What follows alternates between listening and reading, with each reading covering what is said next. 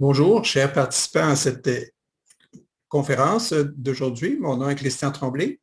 Nous allons attendre quelques instants pour que les gens puissent bien être avec nous. Alors, je vous reviens dans quelques minutes. À bientôt.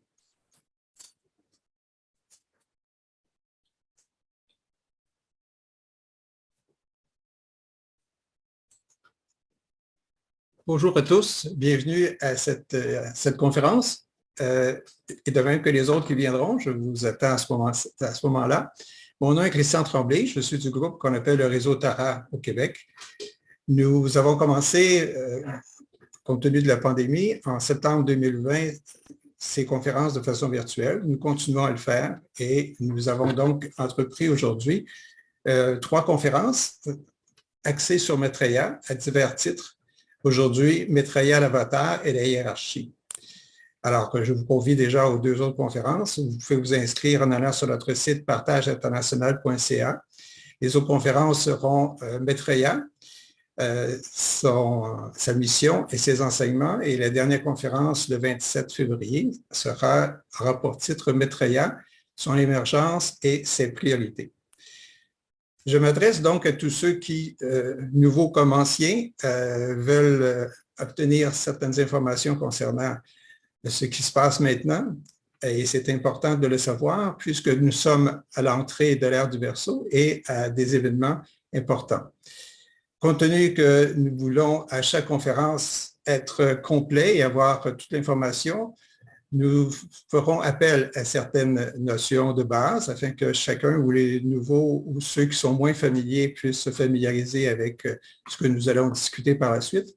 Et aussi, je pense à ceux qui nous verront en reprise plus tard ou aussi à ceux à qui vous enverrez l'information afin qu'ils puissent voir en reprise également cette conférence et qui ne seraient pas familiers avec certaines notions, certaines définitions.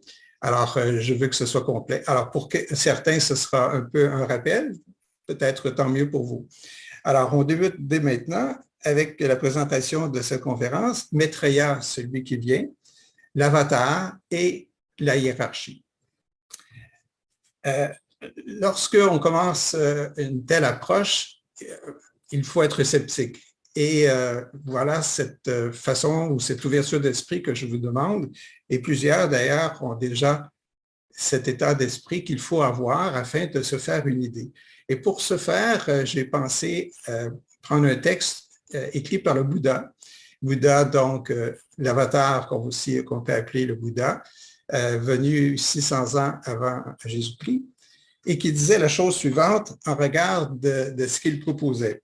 Alors, je vous lis un extrait. Alors, ce sont les paroles mêmes de Bouddha qui disaient que nous ne devions pas croire à une chose uniquement parce qu'elle a été dite, ni croire aux traditions parce qu'elles ont été transmises depuis l'Antiquité, ni aux on-dit et en tant que telles, ni aux écrits de sages parce que ce sont des sages qui les ont écrits. Et il continue comme ça pour conclure. C'est pourquoi, dit-il en conclusion, je vous ai enseigné à ne pas croire simplement d'après ce que je vous ai dit, mais conformément à votre expérience personnelle, et puis à agir en conséquence et généreusement. Alors, je pense qu'on ne peut pas avoir un tel propos pour bien situer là où je veux que nous soyons tous pour cette conférence et les autres que vous pourriez écouter parce que toutes nos conférences sont en reprise à nouveau par notre site partageinternational.ca. Vous pouvez avoir les liens pour tous voir toutes ces conférences en reprise. Il faut savoir que quand on parle d'évolution spirituelle, on fait allusion à tout ce qui est en développement, tout ce qui permet une progression de l'individu, de la société, de l'humanité. Donc, c'est toute forme de développement constitue la spiritualité. Alors, c'est un terme général qui fait appel à tous les créneaux dans lesquels nous vivons, autant notre démarche individuelle que collective, autant au niveau social, politique, économique. Voilà ce que l'on veut dire par spiritualité. On fait appel aussi à ce qu'on appelle l'ésotérisme. Et l'ésotérisme, c'est, dans le fond, le résumé de notre tradition, de la sagesse éternelle, des vérités, des lois, qui se trouvent dans les textes au cours des âges. Alors, un exemple d'un livre ésotérique, c'est bien la Bible. Alors, voilà où où nous nous situons lorsqu'on parle d'ésotérisme. Évidemment, il n'y a pas seulement la Bible. Plus récemment, il y a d'autres auteurs qui nous ont inspirés pour cette conférence-là, et je fais appel au livre d'Alice Bailey, d'Elena Rurich, d'Elena Blavatsky, également de Benjamin Crème, dont on va parler plus spécialement, dont on citera plusieurs extraits. Et je pense que c'est la meilleure façon de bien situer en prenant les paroles même des gens qui nous inspirent. Alors, évidemment, je parle de Maitreya lui-même, dont on va parler, des textes qu'il a donnés par l'intermédiaire de Benjamin Crème, en plus des autres auteurs que je viens de citer. Aussi, le maître, lorsque je parle du maître, Benjamin Crème, dont on parlera plus abondamment tout à l'heure, a été demandé d'agir, ce qu'il a fait jusqu'à sa mort en 2016, pour annoncer le retour des maîtres et de Maitreya, ce qu'on appelle maintenant la hiérarchie à la tête de laquelle se trouve Maitreya.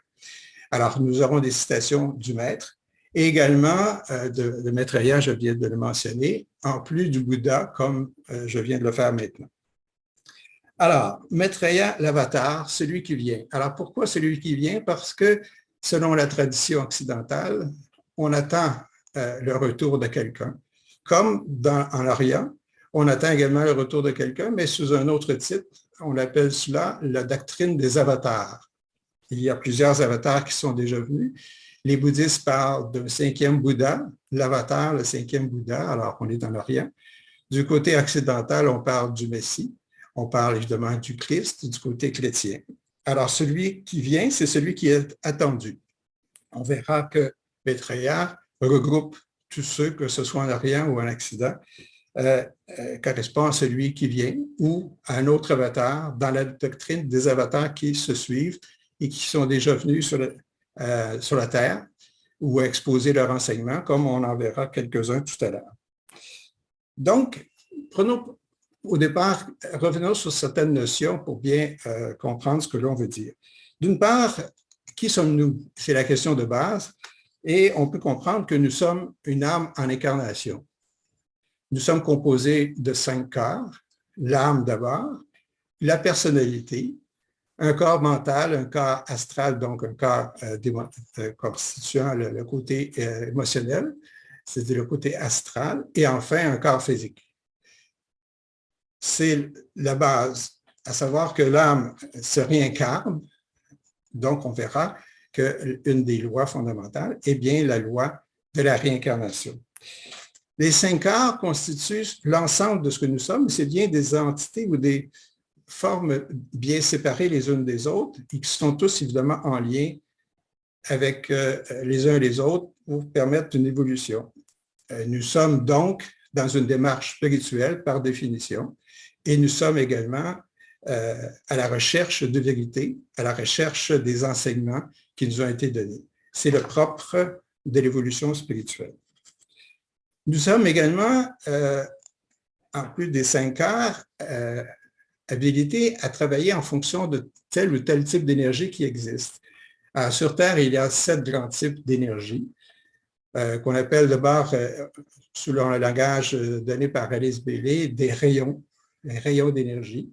Donc, il y a 3 rayons principaux qui sont des rayons d'aspect et 4 rayons mineurs ou types d'énergie qui sont des rayons d'attributs. Les rayons d'aspect, d'abord le premier, lorsqu'on va parler du premier, c'est la volonté, la puissance. Le deuxième, c'est le rayon de l'amour, sagesse. Et le troisième, celui de l'intelligence active, de la créativité, de l'adaptabilité. Alors, ces 3 rayons-là sont importants puisque les personnes ou les avatars ou les enseignants qui viennent peuvent se situer sur l'un ou l'autre de ces types d'énergie qu'ils représentent, qu'ils incarnent. Et également, c'est vrai pour les personnes, c'est vrai pour nous qui choisissons en s'incarnant d'agir de telle et telle manière, choisiront un ou tel autre type d'énergie en fonction du corps que j'ai énuméré. On parle du corps physique, du corps astral, du corps mental, de la personnalité.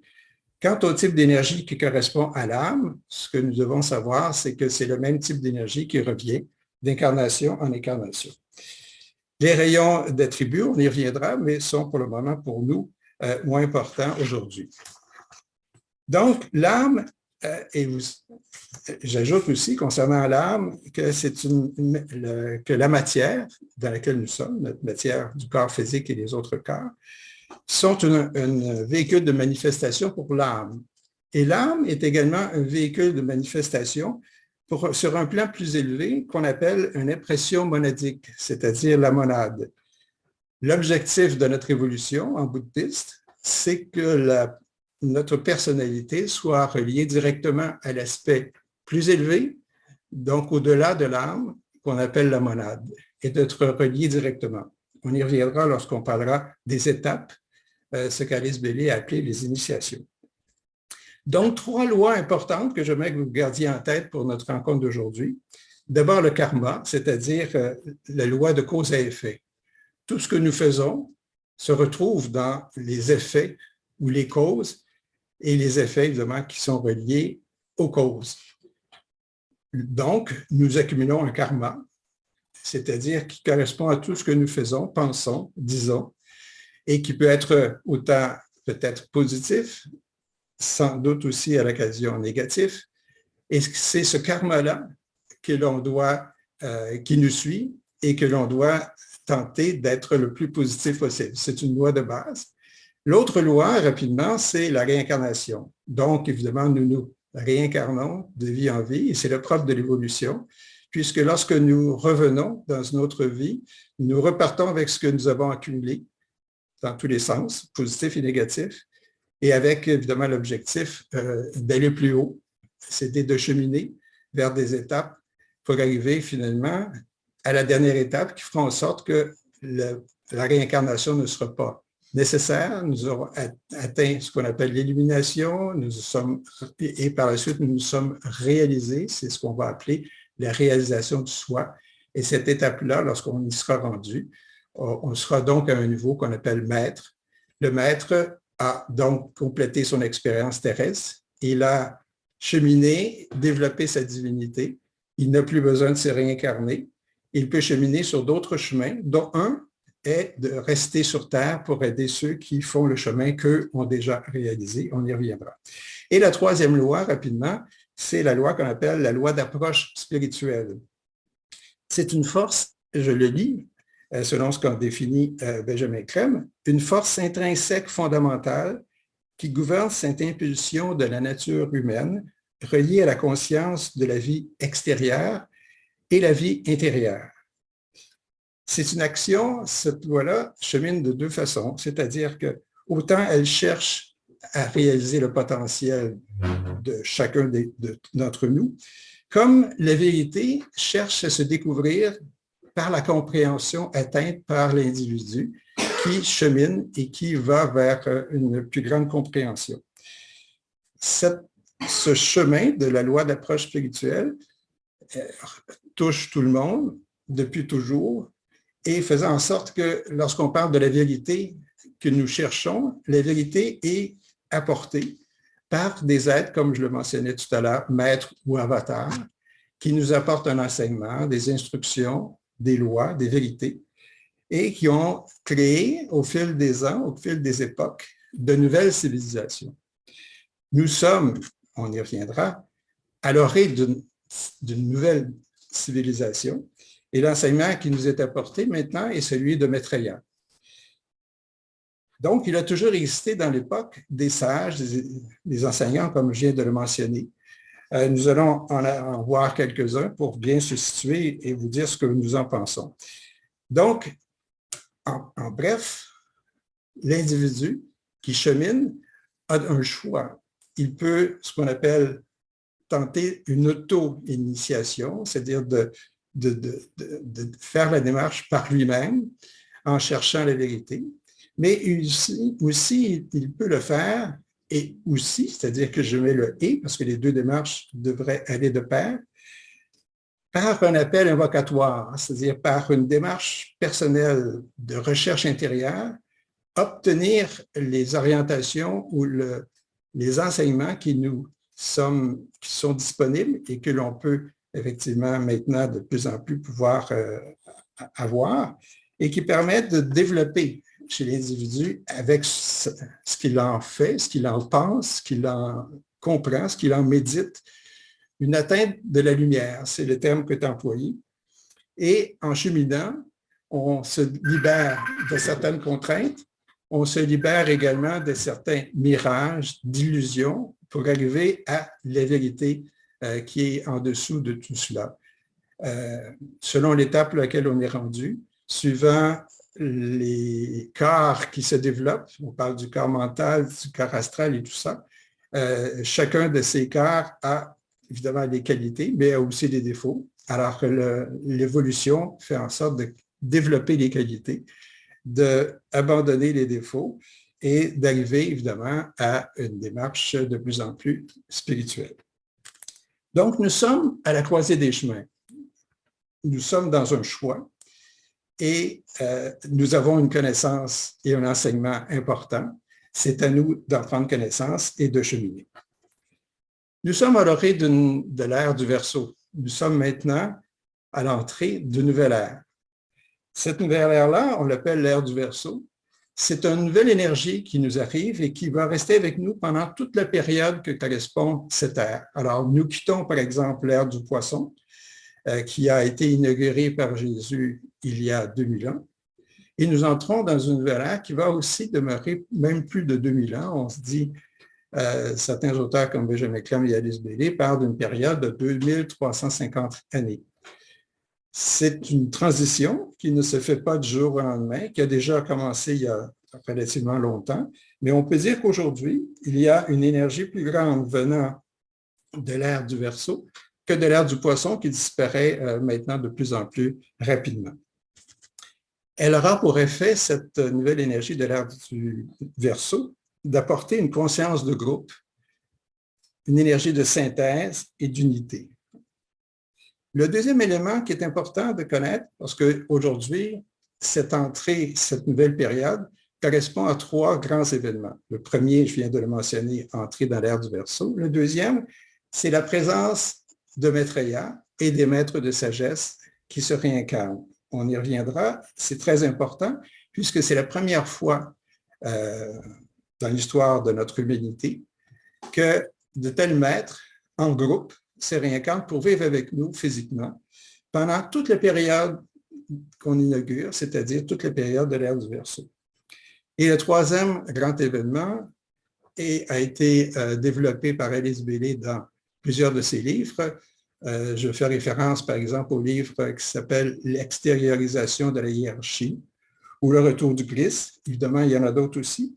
Et qu'elle a appelé le regroupement des forces de lumière, c'est-à-dire tous ceux qui cheminent et qui ont à cœur, dans un esprit de service et d'amour de l'humanité, d'apporter la lumière, d'apporter la vérité, du moins d'agir souvent les principes d'amour, sagesse, de bonne volonté, ce qu'on appelle aussi la volonté de bien, et pour aider l'humanité, dans son sens large, à agir. Ce groupe-là ne se connaît pas nécessairement, mais ils ont une inspiration qui leur vient, entre autres, des maîtres, pour qu'ils cheminent ensemble et beaucoup maintenant se reconnaissent, travaillent ensemble, en groupe, avec cette énergie de l'ère du Verseau qui est de travailler en groupe désormais.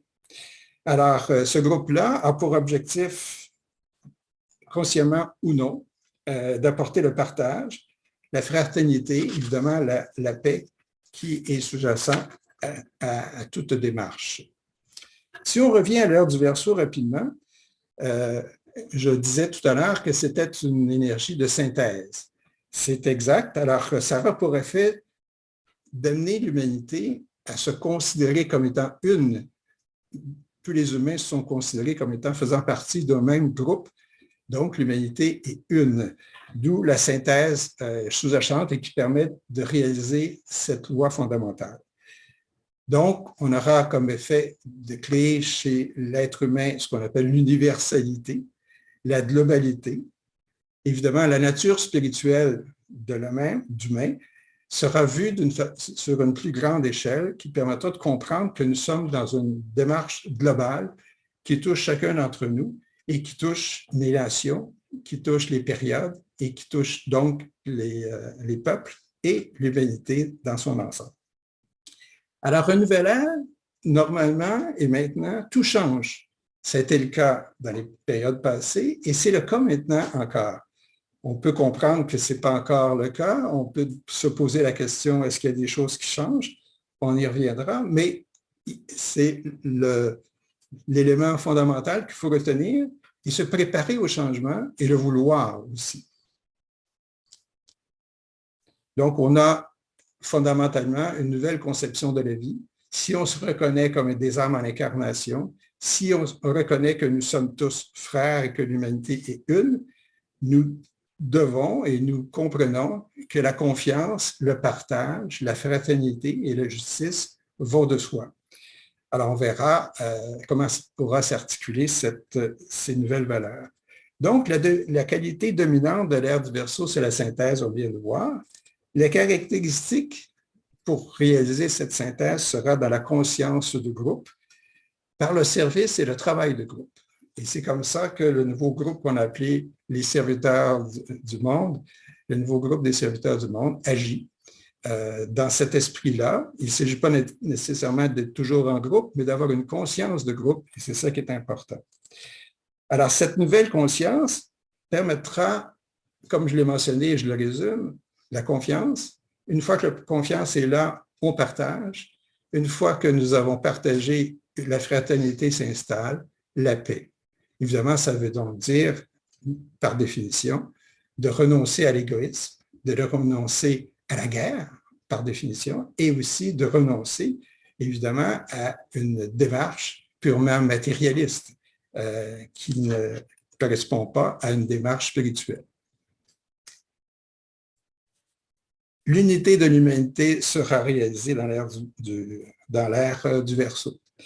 Aujourd'hui, nous sommes témoins, donc, dans la démarche que nous faisons maintenant, où il y a une énergie, l'énergie dont je parle arrive, l'énergie de l'ère du Poisson qui était là pour développer notre personnalité existe toujours aussi.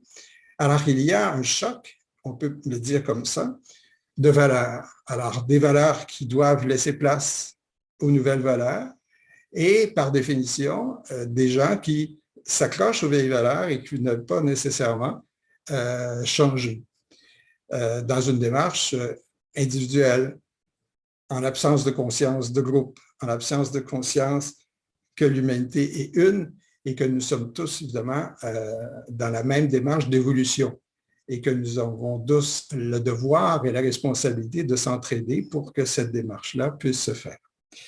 Donc, cette polarisation actuelle que nous avons force par l'énergie qui nous est donnée dans l'ère du Verseau et par aussi une autre énergie qu'on verra qui nous est donnée par les maîtres, dont Maitreya, nous force à prendre une décision. Cette polarisation-là a pour but d'arriver à permettre un choix. L'indifférence n'est plus de mise. Nous sommes l'un ou l'autre. Autrement dit, nous ne pouvons pas être dans la compétition et dans la coopération en même temps. Nous sommes l'un ou l'autre. Alors, de plus en plus, cette énergie-là pourrait nous porter à être de plus en plus agir en coopération, mais aussi cette énergie-là permet à d'autres d'être de plus en plus en compétition.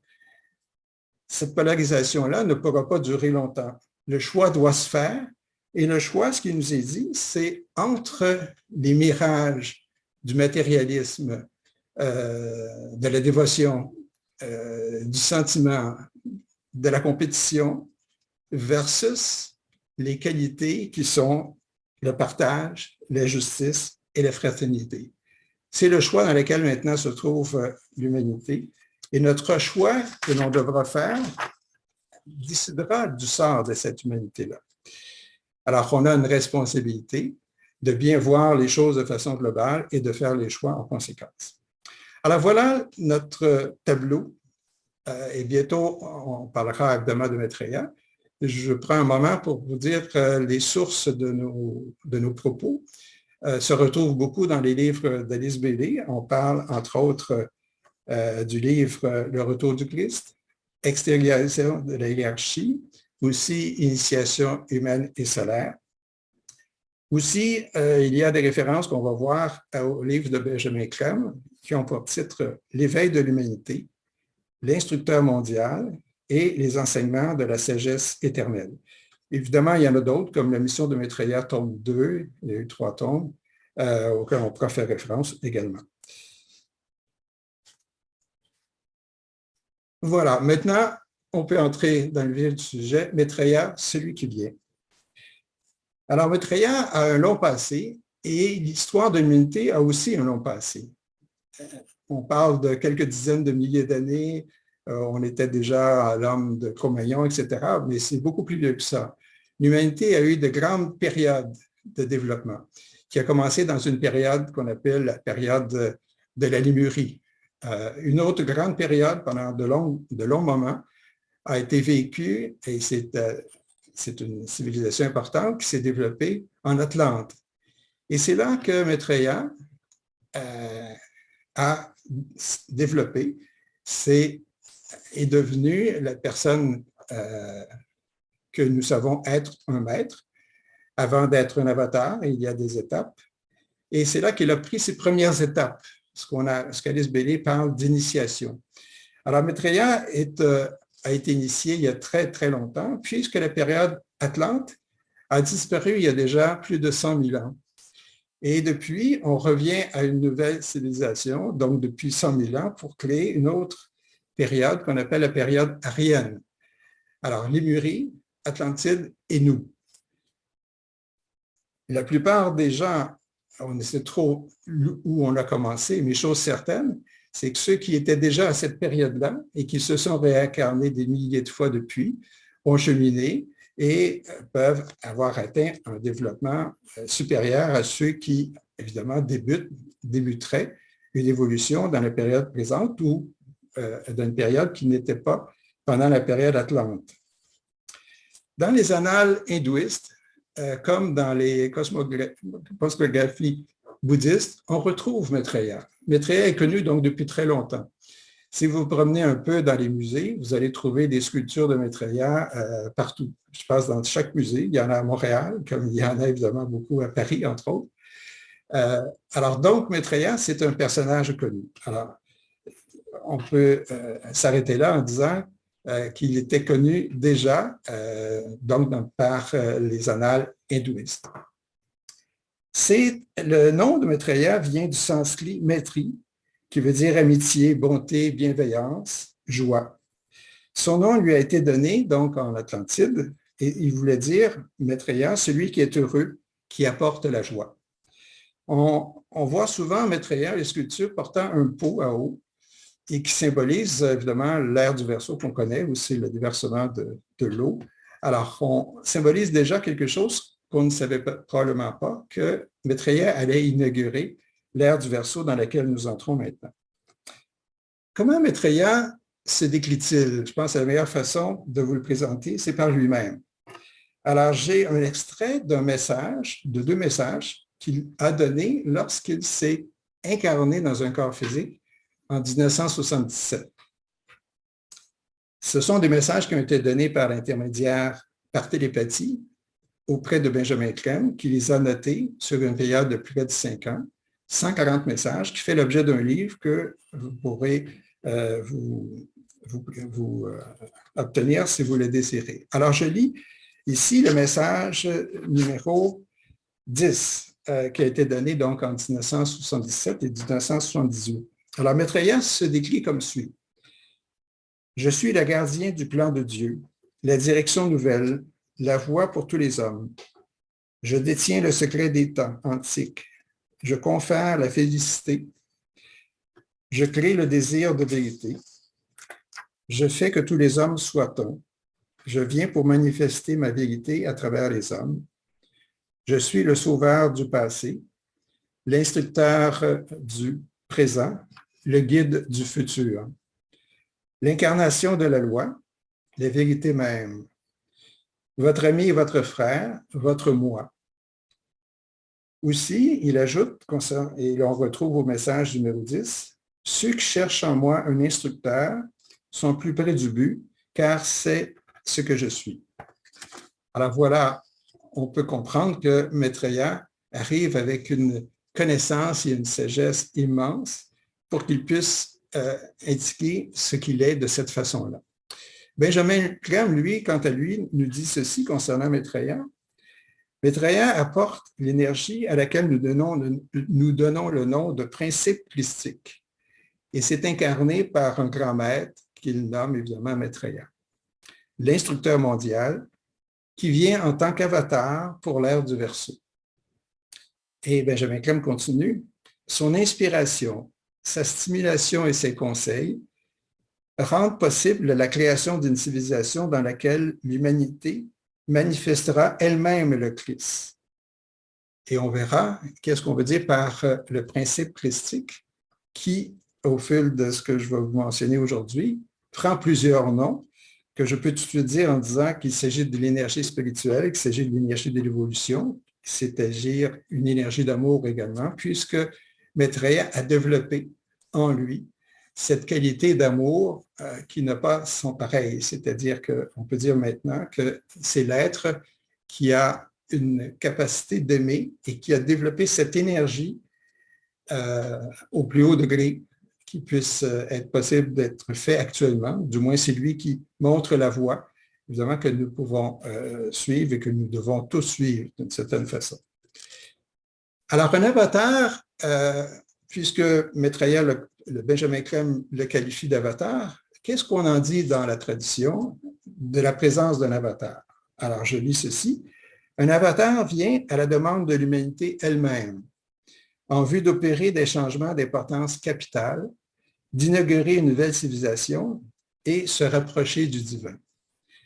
Alors, il y a eu des enseignants qui sont venus, ils n'étaient pas tous des maîtres ou des avatars, mais lorsque nous qualifions celui qui vient d'avatar, on peut comprendre qu'il s'agit évidemment d'un enseignement qui est plus complet, plus valable et qui a une importance et qui apporte une énergie qui permet le développement. Alors ici, ce que nous disons, c'est qu'il vient pour créer et développer une nouvelle civilisation et c'est bien ce que nous voulons et ce que l'ère du Verseau prévoit aussi pour la période qui vient et qui aura cours pendant plus de 2000 ans.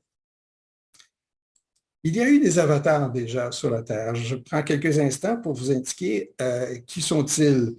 Dans le passé, vraiment très loin, je ne fais que les nommer, ce serait trop long, on parle d'Hercule. On le connaît par le livre d'Alice Bailey avec les 14 travaux d'Hercule.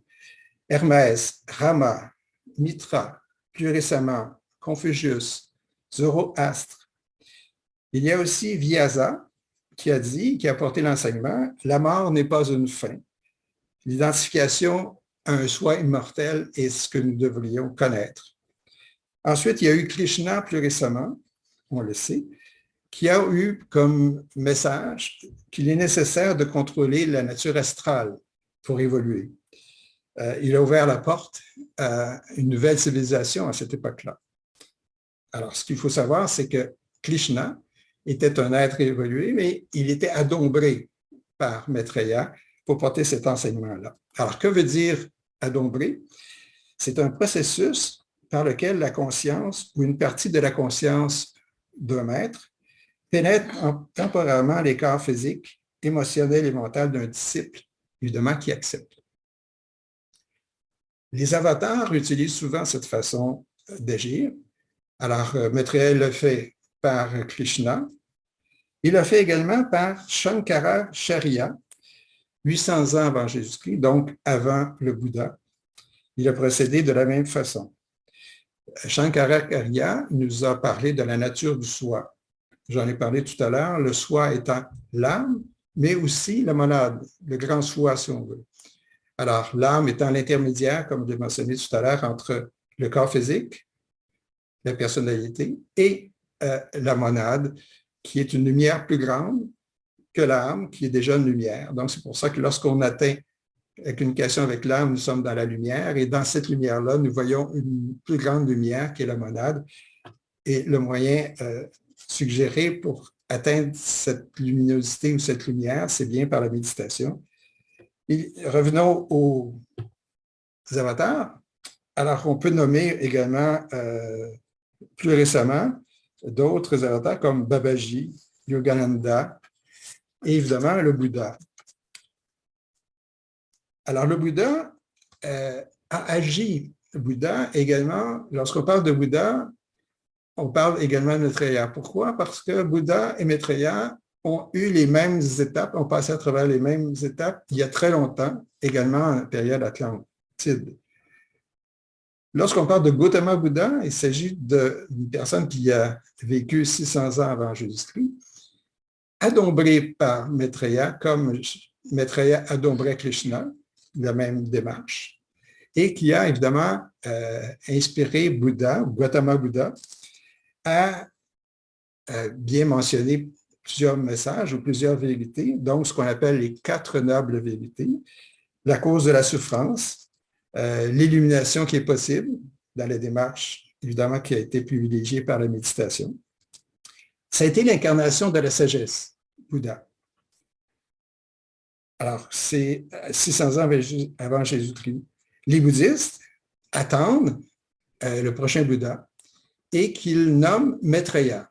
Il y a déjà eu plusieurs Bouddhas et on attend le 5e Bouddha. Donc, du côté bouddhiste, on connaît Maitreya et on attend sa venue comme on attend la venue du Messie, du Christ, de Krishna et d'autres qu'on sait. Et ce pourquoi nous disons celui qui vient, ou que l'on parle de la doctrine des avatars.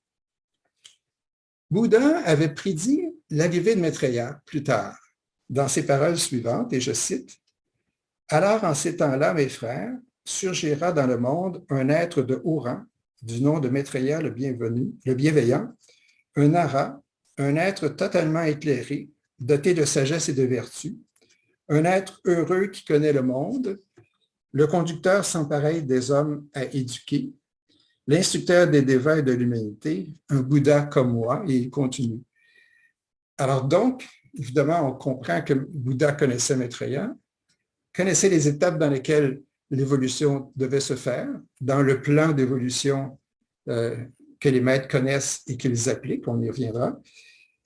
Alors, il préparait la venue de Maitreya de cette façon-là en le mentionnant.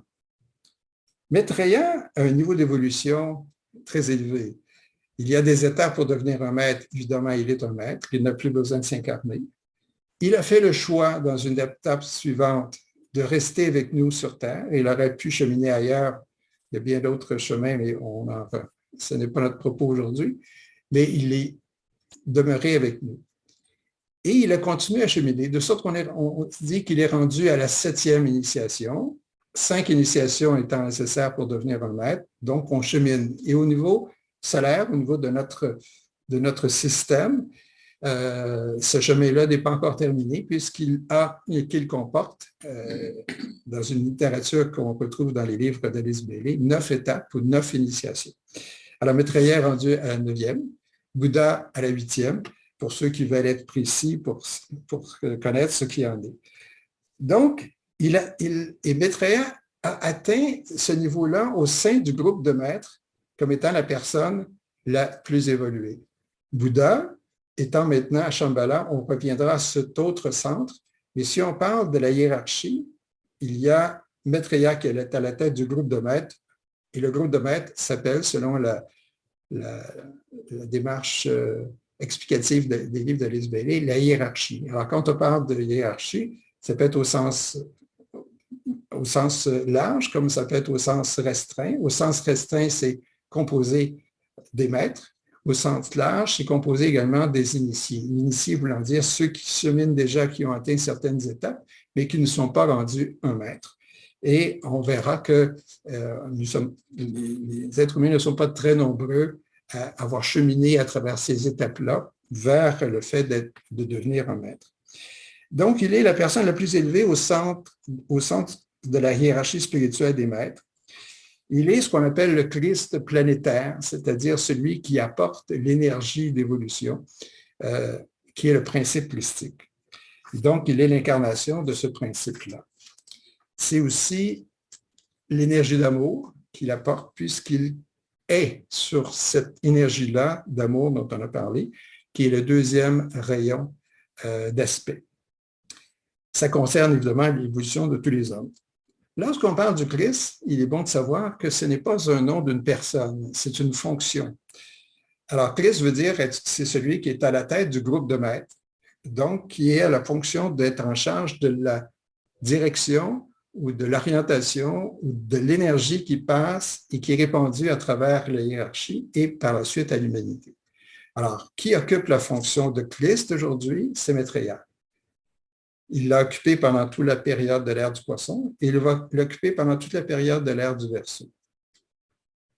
Plus tard, après, Maitreya laissera la place à un autre maître dont on connaît le nom. On connaît le nom de quelques-uns, dont Kuthumi.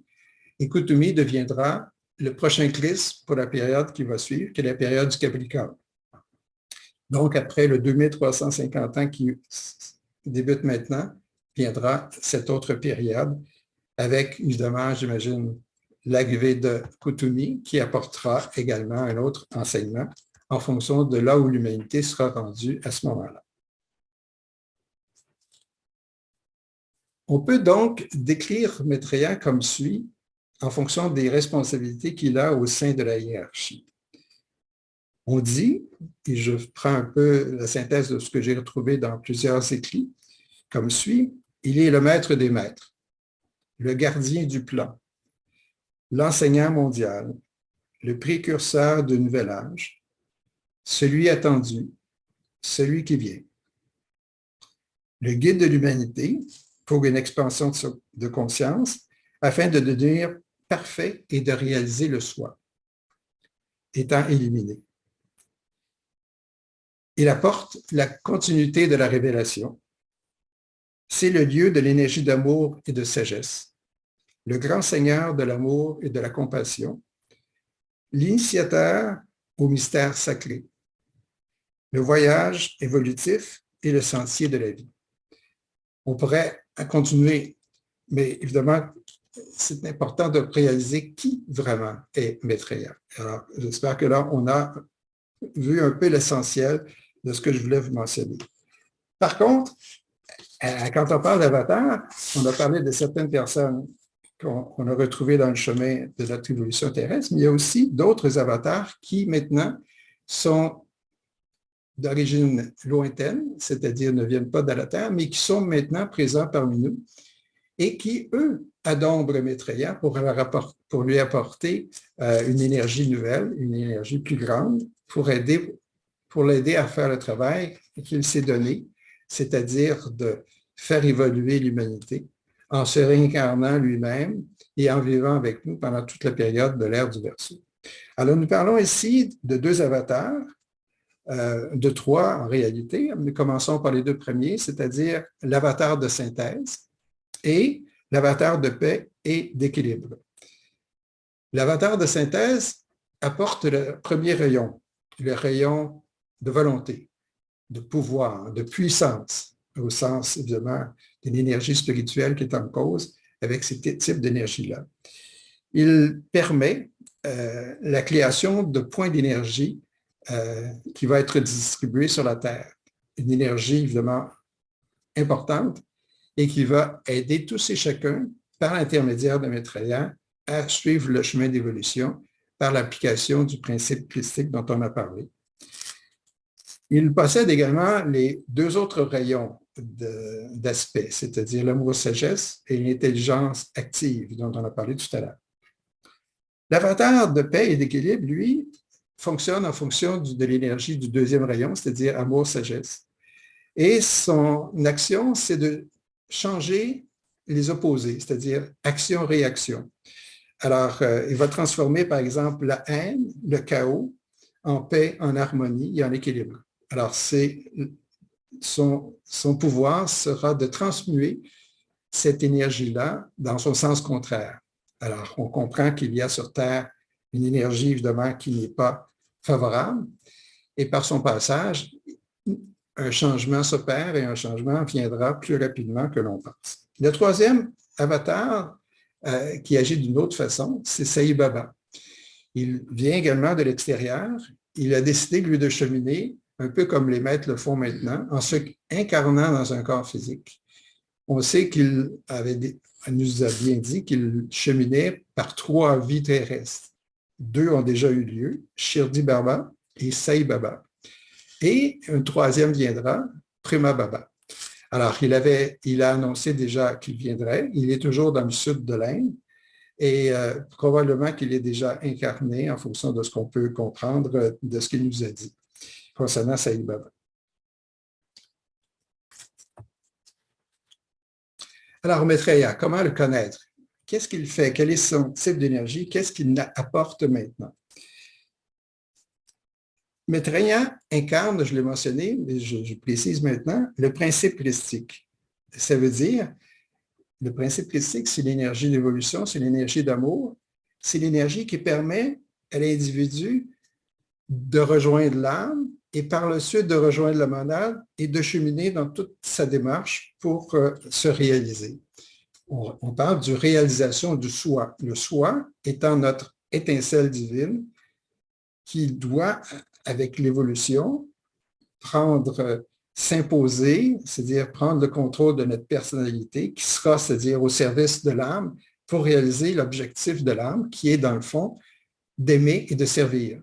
Et c'est en aimant et en servant que l'on évolue et qu'on atteint la vérité et qu'on se libère de nos mirages, de nos illusions et qu'on puisse évidemment cheminer avec un karma positif et également en passant les étapes d'initiation que l'on a mentionnées tout à l'heure pour arriver à l'étape ultime sur Terre de réaliser complètement sa divinité, ce que Maitreya a réalisé déjà et en devenant, comme première étape, un maître.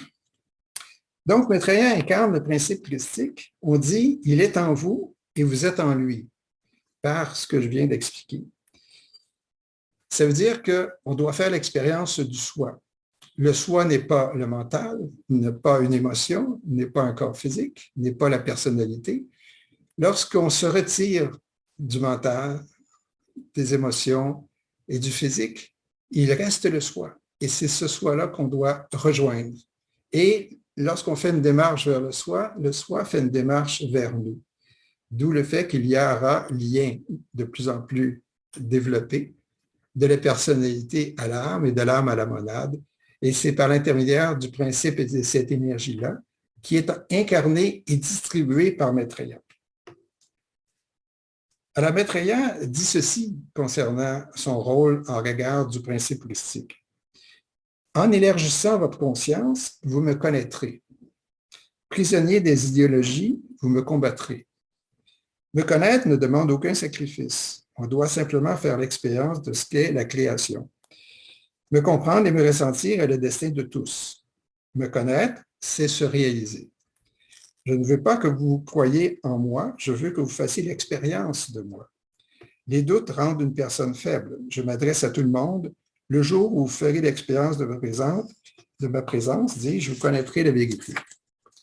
Il continue en disant ceci. Le détachement s'accroîtra.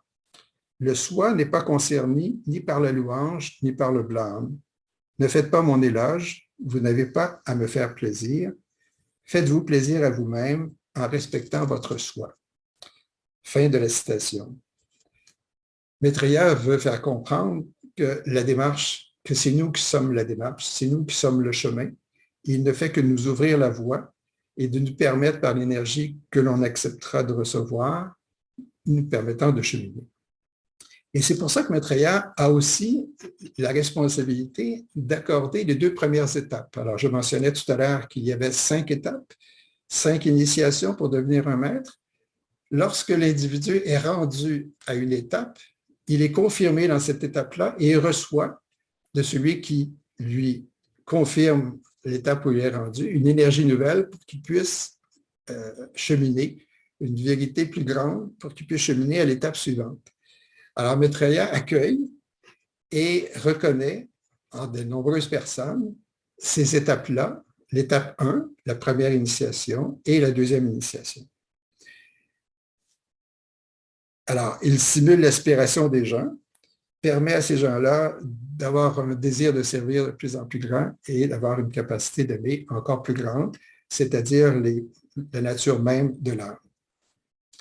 Alors, les 5 initiations, je les résume rapidement, le temps file. La première initiation, c'est le contrôle physique et le début du contrôle du corps astral. La deuxième initiation, c'est également, maintenant, de transmuer l'activité astrale, les émotions, en amour véritable en s'inspirant du rayon de l'amour c'est juste. Aujourd'hui, il y a environ 1 million de personnes, c'est très approximatif, c'est ce que Benjamin Clem nous avait mentionné. Je l'arrondis à 1 million, c'est peut-être beaucoup plus maintenant, mais enfin, ce n'est pas beaucoup par rapport au nombre de personnes vivant sur Terre qui ont passé cette première étape. La deuxième étape que je vous ai indiquée, que la transmission de l'activité astrale, environ 275 000 sont rendus à cette étape-là. Troisième initiation, c'est au niveau mental, de contrôler le niveau mental, faisant en sorte qu'on arrive à l'étape de la transfiguration, c'est-à-dire que l'âme, à ce moment-là, la personnalité est au service de l'âme qui agit évidemment de façon beaucoup plus globale envers l'individu. C'est l'aspect volonté à ce moment-là de la mandale qui est développé. Enfin, la quatrième initiation, c'est là où il y a un lien qui s'opère directement de la personnalité à la monade et l'âme ayant joué son rôle est dissoute. C'est la quatrième initiation qu'on appelle aussi la renonciation. Et enfin, la cinquième initiation, c'est l'élimination de tout le karma négatif qui aurait été accumulé et le retour à la divinité complète, la réalisation du soi, donc nous devenons un maître. Alors rapidement, voilà les 5 grandes étapes qui se trouvent devant nous. Au niveau de la quatrième initiation, aujourd'hui, 500 personnes ont atteint environ cette étape-là. C'est-à-dire que si, dans un avenir relativement non, pas très lointain, il pourrait y avoir dans la hiérarchie un grand nombre de maîtres additionnels, puisque si les 400 personnes ou 500 deviennent des maîtres, déjà, ce sera beaucoup plus, parce qu'actuellement, avec Maitreya, la hiérarchie comporte 63 maîtres. Beaucoup d'autres maîtres sont venus, mais ont cheminé ailleurs, on n'en parle plus, puisqu'ils ne sont plus sur la Terre. Mais ceux qui ont décidé de rester sont au nombre de 63.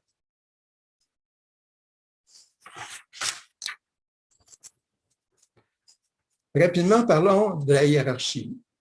J'ai parlé du maître. C'est important de connaître la hiérarchie parce que Maitreya est à la tête de la hiérarchie. Alors, qu'est-ce que la hiérarchie? Au départ, il y a 3 grands centres sur Terre. Il y a évidemment l'humanité, il y a la hiérarchie, il y a un autre centre moins connu, dont on va parler brièvement, qui est Shambhala. Alors, passons maintenant à l'étape de la hiérarchie. Alors, la hiérarchie comprend au sens large les maîtres et aussi les initiés, comme je le mentionnais aussi, et tous ceux qui cheminent dans le nouveau groupe qu'on a appelé le groupe des serviteurs du monde et qui sont inspirés directement par les maîtres, qu'ils en soient conscients ou non, font partie de la hiérarchie au sens large. Plusieurs personnes dans l'histoire, on peut les nommer comme étant des gens qui ont développé cette capacité-là, qui sont sur le chemin d'évolution, même des fois très élevés, sans être encore maîtres. Je veux juste en nommer quelques-uns. Pythagore, Socrate, Platon, Shakespeare, Dante, enfin Francis Bacon, qui a vécu au 16e siècle, Léonard de Vinci, évidemment, on peut le comprendre, Paraclès, qui était un théologien et médecin suisse, Mozart. Mozart est un maître maintenant. Ashoka, un empereur indien qui a vécu 250 ans avant Jésus-Christ en Inde. Plus récemment, Benjamin Franklin, Abraham Lincoln, William Brandt, l'ancien chancelier allemand, John Kennedy. On ne parle pas de maîtres, on parle de gens qui ont déjà reçu 1, 2, 3 initiations déjà. De Gaulle, Winston Churchill, évidemment, Alice Bailey, Elena Blavatsky, Krishnamurti, spécialement. Krishnamurti avait atteint la 4e initiation, donc à sa prochaine incarnation, il pourra devenir un maître. Et enfin, Benjamin Clem, dont on a su son niveau d'évolution aussi après son décès, qui a atteint la 3e initiation. Alors, on voit que l'humanité a des gens qui nous ont ouvert la voie. On peut parler de Gandhi aussi, etc. Aujourd'hui, en bref, il y a une polarisation, c'est-à-dire qu'on comprend ce qui se passe avec l'énergie dont on a parlé. On comprend que les dirigeants actuels, que ce soit à tous les niveaux, sociale, économique et tout ça, ne représente peut-être pas, du moins c'est mon hypothèse, une évolution très grande pour orienter effectivement dans le bon sens l'humanité. On imagine qu'une personne qui a déjà atteint un niveau d'évolution plus élevé, et c'est ce qui est prévu dans l'ère du Verseau, que ce sont ces gens-là qui seront rejoints, qui seront confirmés pour agir avec les nouvelles valeurs de l'ère du Verseau, ne sont peut-être pas encore présentes dans l'humanité actuellement. Donc, il y a un travail à faire pour porter une orientation globale et aussi par les personnes qui travaillent déjà dans le groupe qu'on appelle le nouveau groupe des serviteurs du monde, pourront prendre des responsabilités prochaines pour faire les changements requis que l'humanité doit franchir pour arriver à son développement spirituel et pour éviter de périr, parce que les choix qu'on doit faire maintenant sont cruciaux. Si on ne le fait pas, on s'en va vraiment sur une destruction. Nous sommes déjà dans une période d'autodestruction, si on veut. Alors, il faut comprendre que le chemin d'évolution se fait par les valeurs qu'on a mentionnées maintenant et qu'il y a une démarche scientifique, c'est-à-dire que les initiations, l'énergie, tout ça se comprend, va se comprendre et c'est vraiment très scientifique. Il n'y a rien qui est au hasard, c'est ce qu'on vient de dire, et c'est pour ça que les maîtres vont nous enseigner cette façon de faire. Donc, la hiérarchie, en bref, elle est chargée du plan d'évolution. Elle respecte notre libre arbitre qui est la loi fondamentale, mais elle nous conseille, elle nous inspire et agit dans le développement de tous les domaines. Elle indique la direction, elle projette la lumière, elle fait impression voulant dire qu'elle inspire l'individu, donc ceux qui sont en contact avec elle, par un afflux d'idées, par une révélation. Alors, dans vos méditations ou dans vos réflexions, vous recevez par intuition de l'âme et par les maîtres ces vérités, ces messages, cette inspiration qui vous permet de cheminer et d'atteindre un niveau de développement pour le bien-être, votre bien-être et celui de l'humanité. La hiérarchie se réincarne avec Maitreya. Maitreya a décidé que la hiérarchie revenait vivre sur Terre. C'est un fait nouveau, c'est une occasion nouvelle qui n'a jamais eu lieu. Pourquoi les maîtres reviennent-ils maintenant? Pourquoi reviennent-ils physiquement dans un corps qu'ils créent? Un corps, évidemment, de lumière avec lequel ils peuvent vivre comme ils veulent, apparaître, disparaître, sans besoin de biens matériels pour survivre, et avec lequel ils pourront, évidemment, vivre pendant toute la période de l'ère du Verseau. Ce qu'on dit, c'est qu'on doit comprendre qu'il y a un déséquilibre actuellement. On le sait, une polarisation, d'ailleurs voulue par les maîtres, par l'énergie qui est là pour qu'on puisse cheminer et prendre la bonne décision plutôt qu'attendre et être dans l'indifférence jusqu'à arriver à la destruction. Alors, les maîtres ont considéré que l'état d'esprit, l'ardeur, c'est les termes qui sont employés, la sensibilité, l'ouverture de l'humanité. Et ce fait nouveau, c'est que l'humanité aurait absorbé de façon inattendue et rapide l'énergie spirituelle qui est envoyée à l'humanité par, entre autres, les maîtres dont on parle. Ce qui a fait que c'est une occasion unique d'ouverture qui permettra de respecter les libre arbitre aux maîtres qui veulent évidemment se faire connaître et agir avec nous. Ils se doivent d'être reçus et c'est pour ça que l'occasion et l'ouverture qui est donnée permettra aux maîtres de se faire accueillir et d'être acceptés comme étant des guides pour l'humanité. Pour que cette incarnation, cette émergence, puisque Maitreya, on le sait, a déjà, et d'autres maîtres sont déjà physiquement dans un corps aujourd'hui, Maitreya depuis 1977, plusieurs maîtres ont suivi dans les années qui ont suivi, et aujourd'hui, il y a 15 maîtres, comprenant Maitreya, qui sont sur Terre, ici et là, donc on connaît les endroits. Pour qu'ils se fassent reconnaître et qu'ils se fassent accepter comme guides, l'humanité devait répondre déjà à certaines conditions. Déjà, comme je l'ai mentionné, il y a une ouverture, il y a une acceptation de l'énergie spirituelle, mais il fallait aussi que l'homme réalise le désastre dans lequel il est et commence à se prendre en main. Première condition. Il fallait qu'il y ait un éveil spirituel qui commence. Et enfin, il fallait que l'homme appelle, dans ce qu'on appelle par un appel invocatoire, l'arrivée de maîtres, d'enseignants, de guides, comme Maitreya, puisqu'il est attendu, que ce soit Maitreya, le Messie, Krishna, etc., l'imam Mahdi, que cette condition-là existe. Alors, on peut comprendre qu'aujourd'hui, l'homme commence à se prendre en main, qu'il y a un éveil et que l'appel a eu lieu. Et c'est suite à cet appel-là que les maîtres et Maitreya répondent. Alors, ce que Benjamin Crème en dit concernant Maitreya, pour la période dans laquelle nous sommes, il nous dit ceci, je cite, « Mais jamais auparavant dans l'histoire du monde n'est venu un instructeur aussi bien équipé pour sa tâche. Maitreya vient faire la guerre à l'ignorance et à la peur, à la division et à la pauvreté. Ses armes sont la compréhension spirituelle, la connaissance et l'amour. » Nous sommes en face d'un être immense, un avatar, qui a pris une charge d'une mission extraordinaire d'éveiller l'humanité, de lui faire passer de l'étape à laquelle elle est ou peu sont dans un éveil spirituel, à la fin de l'ère du Verseau, où plus de la moitié des gens seront déjà dans cette voie-là.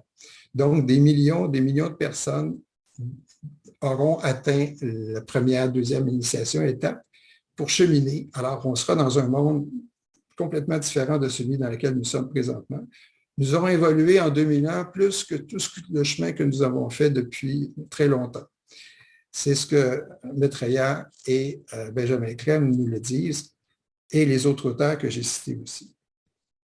Alors, la composition de la hiérarchie, rapidement, est composée de Maitreya qui est à la tête, de deux collègues qui sont importants, qu'on appelle le Manu, le seigneur de la race, et qui, lui, a pour tâche d'écrire ou de créer des corps et des formes par lesquelles la conscience peut évoluer et faire les expériences dans un cadre du premier type d'énergie, la volonté de Dieu.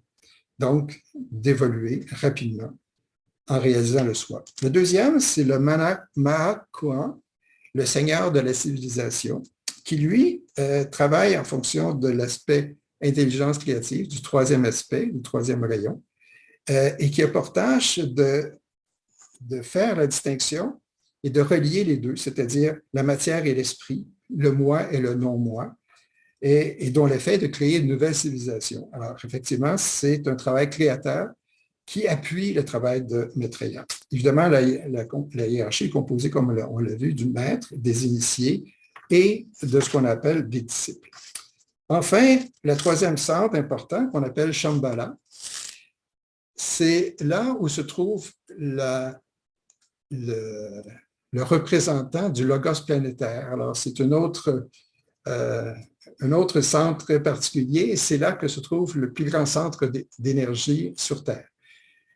Toute planète, dont la Terre, est inspirée par un logos, qu'on appelle un logos planétaire. Le corps de manifestation de ce logos-là, c'est la planète et les gens, évidemment, l'humanité, qui y évolue. C'est là où on retrouve la première énergie la plus importante, le premier aspect dont on a parlé, la volonté, la puissance. C'est le principal centre d'énergie de la planète. Celui qui est le représentant du logos planétaire, c'est celui qui est à la charge de cet endroit qu'on appelle Shambhala, se nomme Sanat Kumara. Sanat Kumara, donc, est le reflet, le représentant du logos planétaire. On dit de lui qu'il est le véhicule de la personnalité de la déité qui est l'âme de notre planète. Il concentre en lui toute l'énergie planétaire, transmet l'énergie créatrice comme destructrice, l'énergie d'amour et de sagesse, à Maitreya, le Christ, qui travaille par une méditation dans le cœur. Shambhala, c'est le lieu où la volonté entre en action. Et principalement maintenant, compte tenu des étapes dans lesquelles nous sommes, d'abord l'émergence des maîtres et de Maitreya, les nouvelles valeurs de l'ère du Verseau et le groupe déjà de gens ouverts à ça et qui reçoivent l'énergie pour faire les changements requis.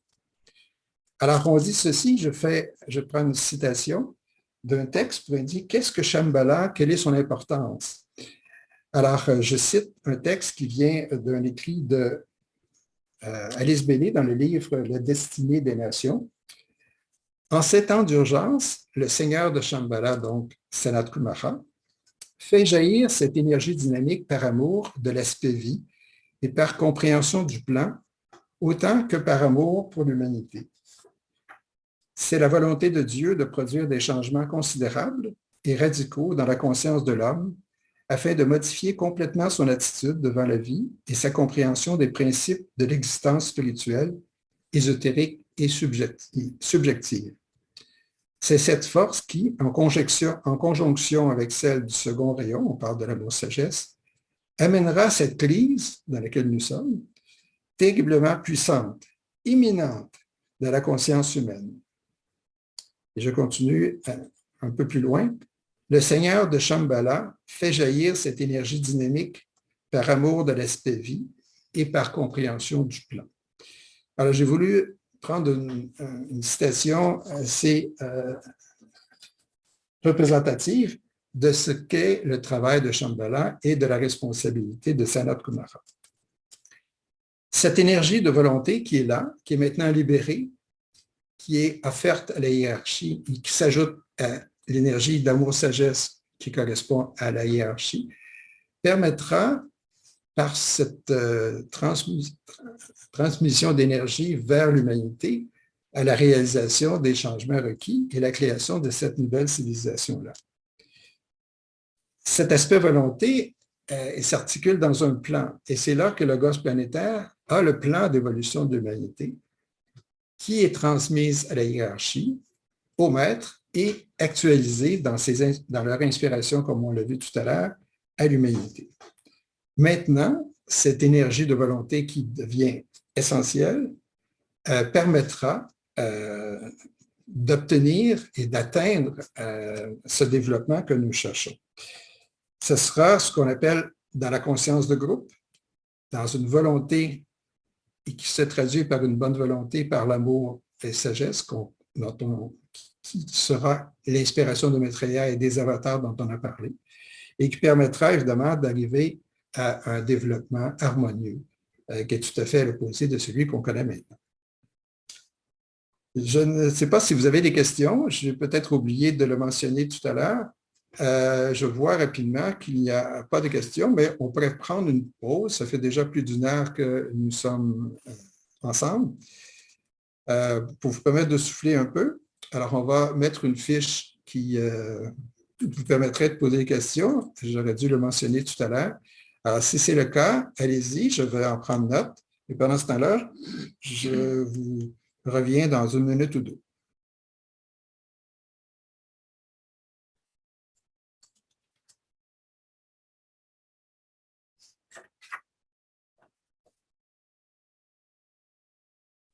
Alors, nous allons reprendre.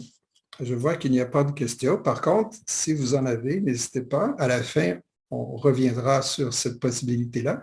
Et aussi, vous pouvez nous écrire sur le site partageinternational.ca au Québec.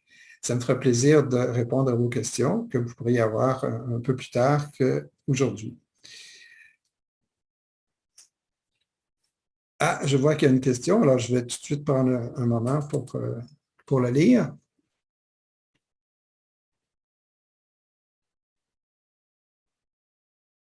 Alors, la question est la suivante. On se demande, mais qui est Dieu et comment décrire la réalité de Dieu?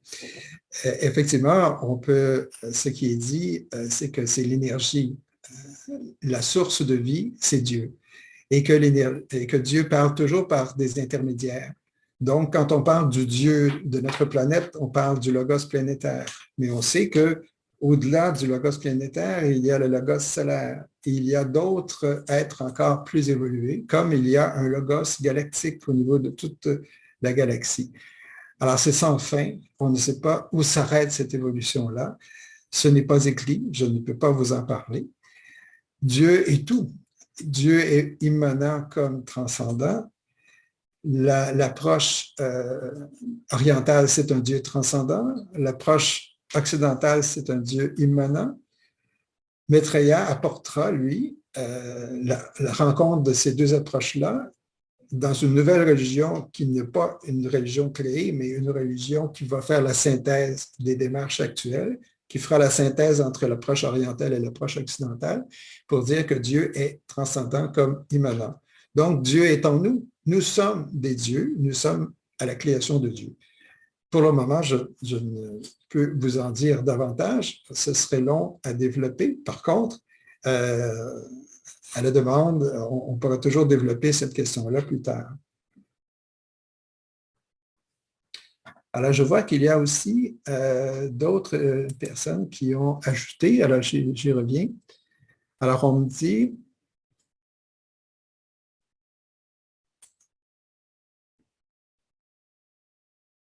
Alors, on me dit, le logos Sanat Kumara est-il spécifique seulement à la 5e race? Le logos de la 6e race sera-t-il différent? Malheureusement, je ne peux pas répondre à cette question-là. Je pourrais fouiller pour vous la trouver. On va se revoir le 13 février, alors que j'aurai peut-être une réponse.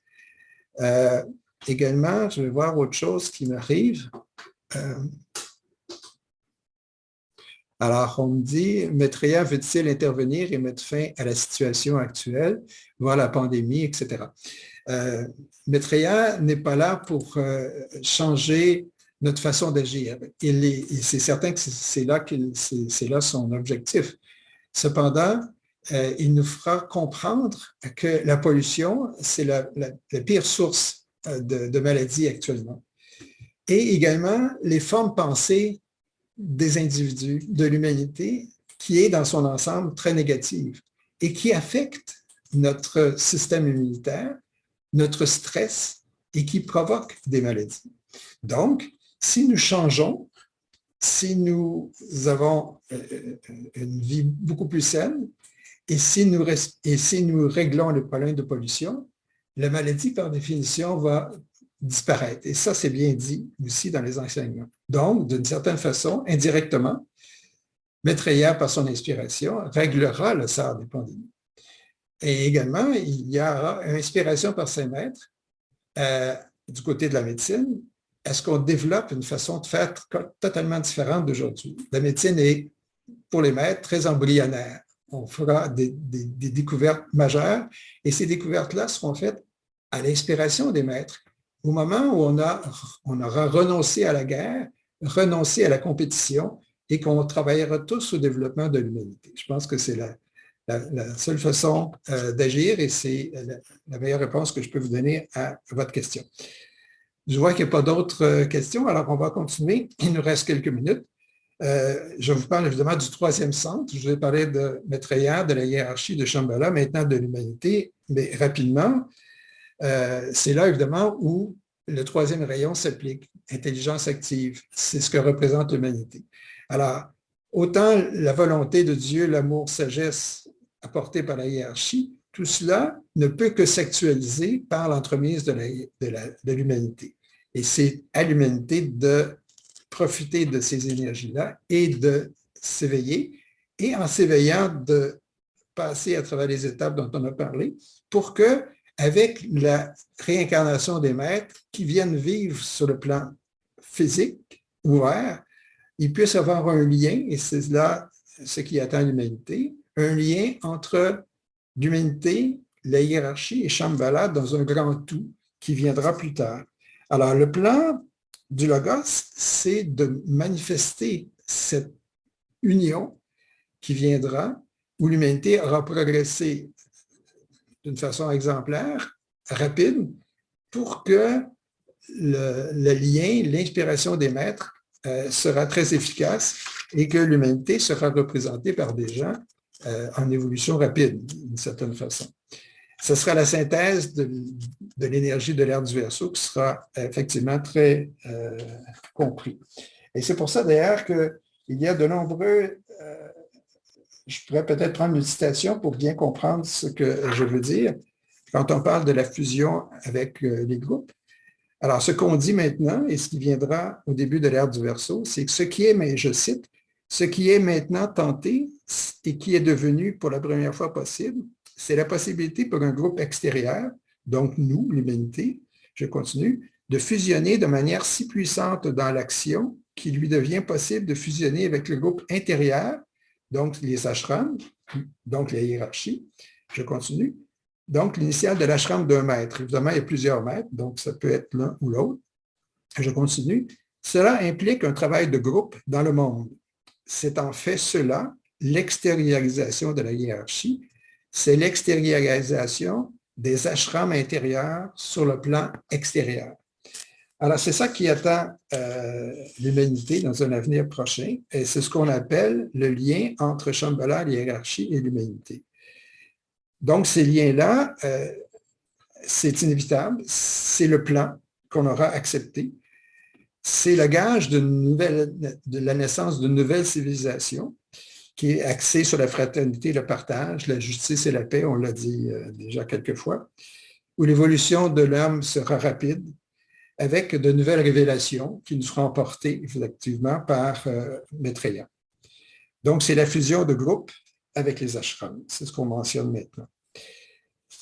En terminant, nous sommes alors à l'orée d'une nouvelle approche et ça se concrétisera par l'émergence de Maitreya qui se présentera officiellement à l'humanité. C'est ce qu'on appelle l'émergence, son émergence, avant laquelle il présentera par la suite les maîtres qui sont là et avec les changements qui seront accueillis et mis en action avec ses priorités. À notre prochaine conférence, on parlera donc de la mission de Maitreya. On élaborera davantage sur ce qu'il attend et ce qu'il a pris comme responsabilité et comme charge, qu'on appelle la mission, et également ses enseignements. Ces enseignements spirituels, mais qui s'appliquent à tous les niveaux, autant au niveau social, politique, économique. Les changements ne sont pas là pour être écrits et rester dans les livres. C'est un changement global à tous les niveaux et qui concerne autant le politicien que l'économiste, que le travailleur social, que le chercheur, que le scientifique. Tout est spirituel. Et maintenant, on peut dire que même des recherches scientifiques ou des révélations seront faites aussi à ce niveau-là pour que nous cheminions tous ensemble vers la beauté, vers l'harmonie et également vers la santé, après avoir évidemment réglé les problèmes de pollution, de malnutrition, de famine, de pauvreté, et qu'on aura mis fin par un changement politique aux inégalités par un nouveau système politique et économique. C'est sans fin. Ce que Maitreya nous dit, c'est qu'il y aura toujours de nouveautés, chaque jour sera différent, encore nouveau, et on cheminera rapidement. En 1945, Maitreya a pris la décision de revenir à la fin du siècle, début du 21e siècle, la période dans laquelle nous vivons. Il l'a inscrit en inspirant son collègue, le maître Joalco, qui inspirait Alice Bailey et qui a inspiré Alice Bailey dans tous ses livres, dans le livre Le Retour du Christ, où il était indiqué ce retour prévu.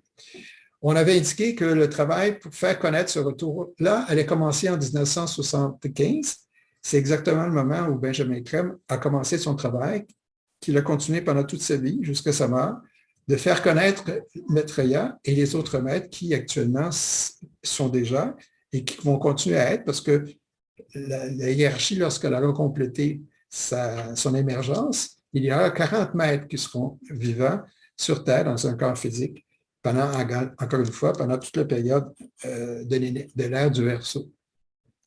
Déjà, plusieurs choses se font. Maitreya agit, même s'il ne s'est pas encore présenté physiquement, où il va rejoindre l'ensemble de l'humanité. On y reviendra lors de la troisième conférence qu'on avait appelée son émergence et ses priorités voulant dire ce qu'il aura suggéré et inspiré pour faire les changements urgents prochains. Donc, on en parlera à la troisième conférence, mais déjà, il a libéré des énergies. Quand il est venu avec Jésus, il a libéré l'énergie d'amour d'une façon telle, parce qu'il est, à travers Jésus, que cette énergie-là il ne demande qu'à être actualisé, ce qui a été fait et continue d'être fait. Maintenant, avec le Bouddha, avec le plan de Shambhala, et libérer l'énergie de volonté, puisque l'humanité est capable et a l'énergie et l'ouverture pour en profiter. Et avec l'extériorisation, cette énergie-là circulera davantage entre la hiérarchie et l'humanité. Le nouveau groupe des serviteurs du monde agira donc de façon encore plus présente. Avec également l'énergie dont je vous ai parlé, des deux avatars qui sont présentement présents et qui adombrent Maitreya, je vous le rappelle, l'avatar de paix et d'équilibre et l'avatar de synthèse. Il y a beaucoup de changements qui viennent. On reprendra ça à la prochaine conférence, mais on peut tout de suite dire que les trois rayons d'énergie, c'est-à-dire la volonté de Dieu, finalement, l'amour, sagesse de Dieu et l'intelligence de Dieu, ce qu'on a appelé le Père, le Fils et les Saints-Esprits. Du côté hindouiste, c'est Vishnu, Brahma et, j'oublie le Shiva, voilà, le troisième. Ce sont les mêmes principes qui sont en cause de ce côté-là. Maitreya se fait connaître donc déjà de mille façons, mais rapidement, je peux vous dire qu'il le fait d'abord par ses messages qu'il a envoyés par Benjamin Crème, les 140 messages, on en a lu 2 tout à l'heure, 2 passages, alors on peut s'inspirer de ça. Il nous a montré la nouvelle méditation de transmission, dont Benjamin Crème a inauguré le tout en 1975. Il y a des groupes de méditation qui existent maintenant. Et d'abord par la grande évocation, qui est un texte qui symbolise l'émergence des maîtres. Alors, on doit connaître la grande évocation, la dire tous les jours, à haute voix comme intérieurement, créer des groupes de méditation qui ont pour tâche de laisser entrer l'énergie que les maîtres spécialisés dans le domaine envoient par l'intermédiaire de ces groupes-là à l'humanité. Alors qu'il faut être 3 pour la pratiquer. On débute par la lecture à haute voix de la grande évocation et après le tout se fait en silence en se centrant au centre ajna. Il y a des groupes maintenant qui existent dans plus de 80 pays.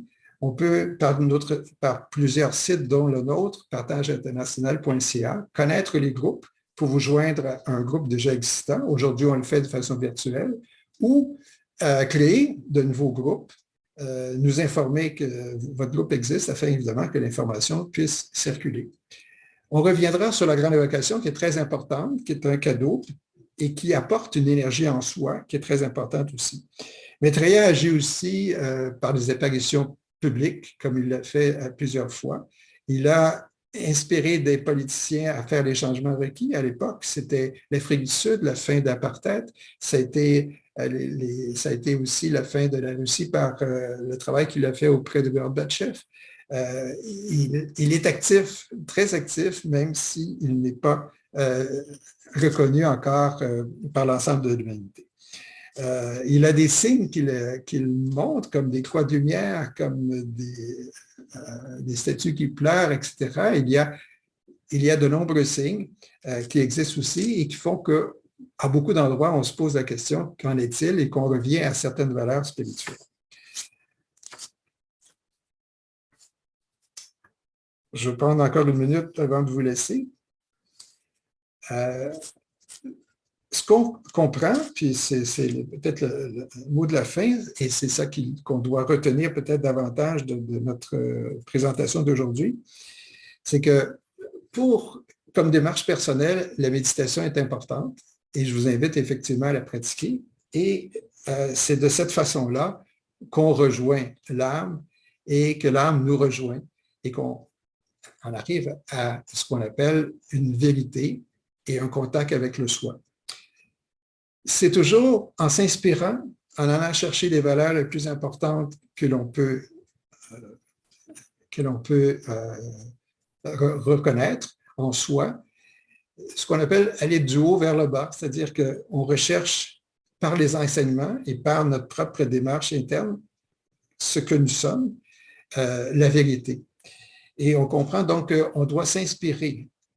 Et donc l'aspiration qu'on doit développer et va permettre de recevoir par intuition la vérité ou les vérités ou les enseignements qui viennent de l'âme, entre autres, mais aussi des maîtres et des enseignements. Et c'est à nous de faire la discrimination pour savoir ce qui nous convient, ce que nous acceptons, comme le Bouddha nous l'a dit d'entrée de jeu tout à l'heure, ce qui correspond à notre propre expérience et ce que l'on accepte comme étant vrai.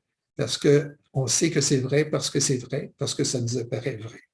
Alors, c'est par définition une démarche d'attention, souvent dans la solitude, dans un état d'esprit spirituel, que l'on trouve ces vérités qui sont les nôtres et que l'on partage également. Et par la suite, qu'on met au service de l'humanité, dans le service qui est le propre de l'âme. Alors voilà le mot de la fin. Avant de vous laisser, je regarde s'il y a d'autres questions. Je n'en vois pas.